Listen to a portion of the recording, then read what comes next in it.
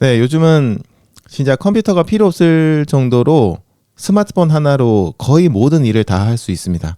전화부터 뭐 메시지 보내고 주고받는 거, 뉴스도 확인하고, 영상도 보고, 음악도 듣고, 팟캐스트도 듣고, 게임도 하고, 뭐 은행 업무도 보고, 일도 할 수 있고요. 쇼핑도 하고, 그리고 저희들처럼 운동을 할 때도 굉장히 유용하게 스마트폰을 사용하고, 스마트폰만으로도 측정이 충분히 잘 돼요. 그래서 그런 걸 가지고 운동하시는 분도 많고요.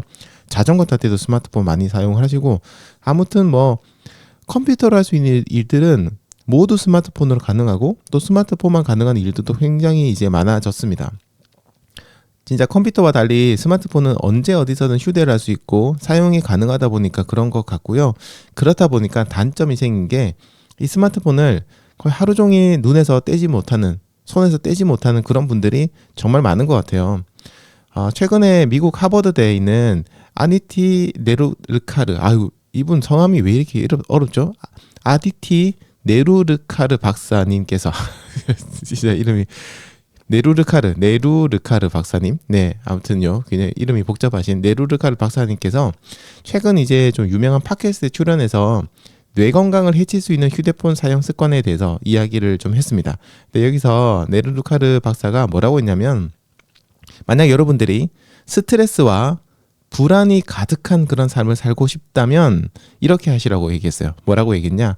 한밤중에 휴대폰을 켜가지고요, 밝기 설정을 쫙 최대로 높이신 다음에 모든 소셜 미디어 그리고 뉴스 플랫폼 이런 것들을 끊임없이 보고, 그리고 세계 여기저기에서 벌어지는 끔찍한 일들을 보여주는 그런 뭐 뉴스, 그런 것들, 거기 보면 이제 이미지도 있고 영상도 있고 그렇잖아요. 그런 것들을 새벽 4시, 5시까지 보면 된다. 이렇게 얘기했어요. 역설적이죠, 굉장히. 어떻게 보면 그러니까 그렇게 하시면은, 이런 활동을 하시게 되면은 정말 엄청난 스트레스를 받고 불안이 가득한 삶을 살 수 있다라고 얘기를 한 거예요. 여기서 네로르카르 박사가 얘기한 우리의 일상을 망치고 뇌 건강을 해치는 그런 어떤 습관들에 대해서 좀 더 정리를 해보도록 하겠습니다. 아까 얘기했던 것들을 정리하면 크게 한 3가지 정도로 나눌 수 있는데요. 첫 번째가 한밤중에 휴대폰을 사용하는 겁니다. 밤늦게까지 저희들이 휴대폰을 들여다보면요, 긴장이 좀 풀어지지가 않고, 그리고 숙면을 취하는데 굉장히 방해가 돼요. 이게 우리가 이제 굉장히 어떤 컨텐츠들을 확인하고 싶어 하는 욕구가 굉장히 많아요. 뭔가 좀 안 보면 불안한 그런 느낌이 좀 들기도 하잖아요.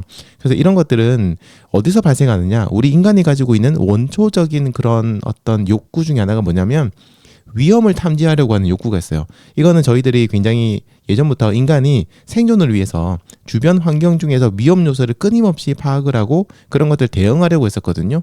그런 것들이 이제 저희들 DNA에 깊숙이 남아있다 보니까요, 위험 요소를 탐지하려고 하는 그런 욕구가 계속해서 발동을 하게 됩니다. 이거는요, 스트레스를 받는 데서 비롯이 되거든요. 그래서 잠자리 들기 전에 휴대폰을 내려놓고 긴장을 풀 수 있는 일을 하셔야지만 이게 풀리지, 이거 계속 들고 있으면은 우리 몸이 계속 긴장 상태를 유지하게 돼요. 그런 위험한 상태를 탐지하려고 하는 스트레스 상태가 계속해서 유지가 되니까 당연히 어떻겠어요?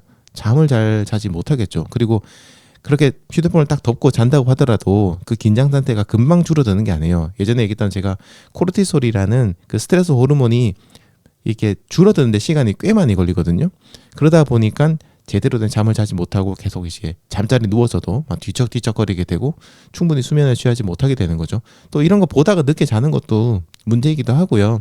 그래서 이렇게 좀 시간을 낭비를 하면 안 됩니다. 여기다가 자기 전에는 좀 가급적이면은 휴대폰 끄고 어느 정도의 잠들기 전에 시간을 유지를 좀 하셔야 되고요. 특히 중요한 거는, 아까 제가 그런 얘기 했잖아요. 뭔가 이렇게 좀 위험을 탐지하려는 욕구가 있다고 했잖아요. 그래서 좀 저희들이 자극적인 걸 계속 보려고 해요. 맞죠? 최근에 나는 전쟁 뉴스라든지 어떤 어디에 사고가 난 소식이라든가 자연재해가 벌어졌다든지 이런 것들을 계속해서 보려고 하거든요.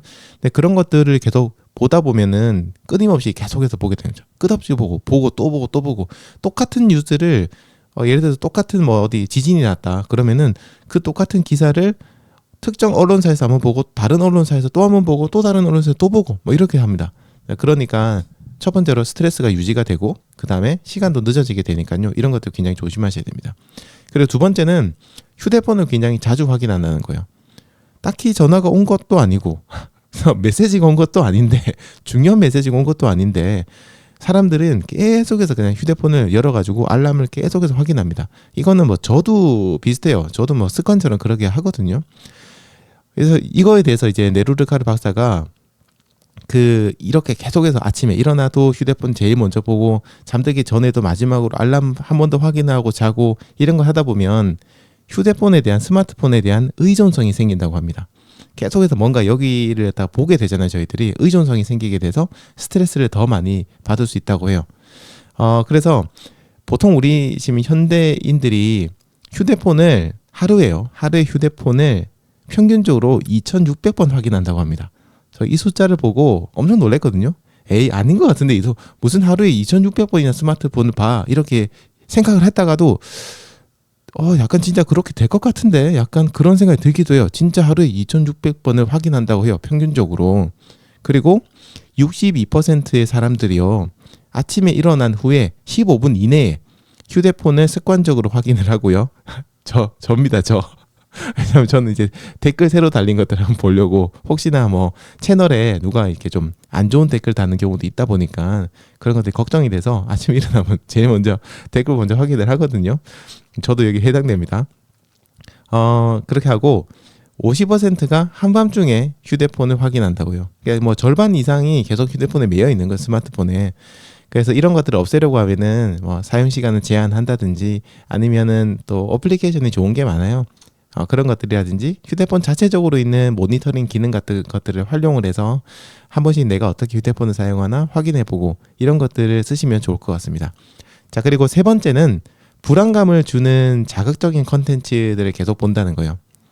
소셜미디어나 뭐 뉴스 이런 것들 보면, 또 유튜브도 요즘 뉴스를 많이 보시죠. 그런 거 보면은 아까도 잠시 얘기 드렸던 뭐 전쟁이라든지 어떤 자연재해라든가 아니면 어떤 범죄 같은 것들이라든지, 또 사회적인 불안감을 조성하는 여러 가지 뭐 정치적인 이슈부터 시작해서 여러 가지 이런 콘텐츠들이 진짜 많아요.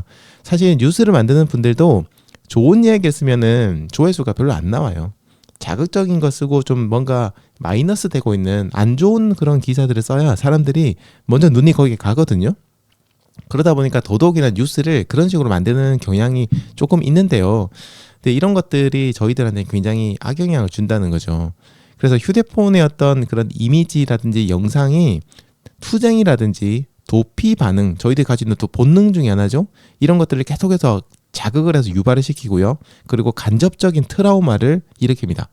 외상후 장애라는 거죠. 외상후 장애, 외상후 어떤 스트레스라든지 외상후 장애 같은 것들이 꼭 그거를 겪으신 분들만 생기는 건 아니에요. 그 뉴스를 보면서도 저희들이 그런 거 상당히 겪습니다. 예를 들어서 뭐 지금까지 우리나라에 몇 번 정말 좀 있어서는 안 되는 그런 좀 안 좋은 사고들이 몇 번 있었잖아요. 예전 뭐 이태원도 그랬고. 근데 그런 것들을 영상을 보는 순간 저희들이 뭔가, 저도 그때 그 영상 보고 너무 막 심장이 두근거리고 너무 겁나기도 하고 너무 화가 나기도 하고 너무 슬프기도 하고, 진짜 막 뭐라 말을 할 수 없는 그런 감정들이 막 들었거든요. 이게 뭐냐면 PTSD, 그러니까 외상후 장애, 외상후 스트레스 장애가 그 사건을 경험하지 않았음에도 불구하고 저희들이 뉴스를 보면서 사람들이 그거를 경험하게 돼요. 그러다 보니까 특히 뭐 다른 사람에게 공감을 잘하고 이런 분들이 있죠. 저 INTJ지만 공감 잘하거든요. 아무튼 그런 사람들이 굉장히 이런 문제가 생길 가능성이 큽니다. 그런데도 불구하고 저희들은 그런 자극적인 뉴스를 계속 또 찾아보고 있어요. 또 희한하게 또 계속 보고 있거든요. 그러다 보니 어떻게 보면 저희들이 스스로 그런 덫에 빠지고 있는 게 아닌가, 그런 생각이 좀 들기도 합니다. 그래서 이런 것들을 계속해서 저희들이 보다 보면 편도체가 계속해서 자극을 받고 흥분을 하게 되고요. 또 계속해서 보고 싶은 그 충동이 계속 일게 되고, 내가 안 좋아짐에도 불구하고 또 보고 그러다 보니까 불안감은 계속해서 커지고, 욕구는 충족이 되겠지만 불안감은 계속 커지게 되고, 그러다 보니까 이제 정신적으로 굉장히 조금 피폐해지는 그런 문제들이 생기게 돼요.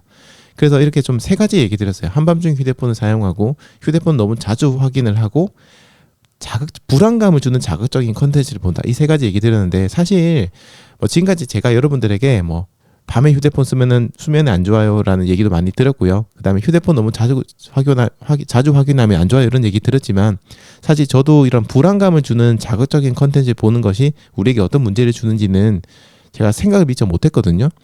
근데 오늘 이제 이 내용들 글을 보면서 제가 진짜 나도 그렇구나.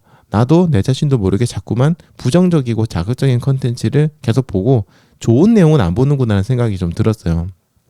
그래서 이제 러닝 라디오를 진행할 때도 좀 내가 혹시나 사람들에게 너무 자극적이고 그런 컨텐츠를 만들려고 하는 게 아닌가, 그런 생각이 좀 들었습니다.